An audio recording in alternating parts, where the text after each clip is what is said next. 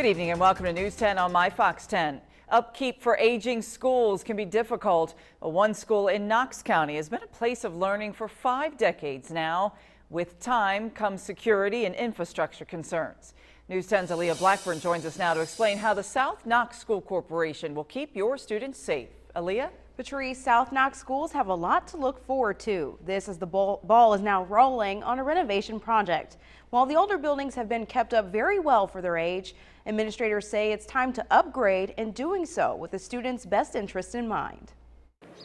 South Knox Middle and High School sits quiet now, but soon enough students will fill its halls. If a student doesn't feel safe, they won't learn. And I think they feel pretty safe now, but every time there's an incident around the country, you start to think about, well, what about our school? Safety and security are the main drivers for changes that are on the way. Superintendent Tim Grove says renovations are in the works for the almost 50-year-old building.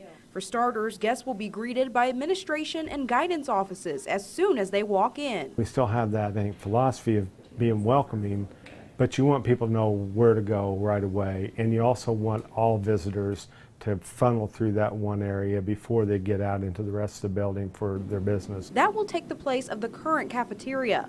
Grove says they will create a new one in the back of the building. Construction on the cafeteria would be first, because that would be new area that wouldn't be very disruptive. Now there would have to be, some movement and some use of existing space, and so we would displace a few people. With changes to the lobby and gym areas as well as the elementary school, Grove says the project totals to around $15 million.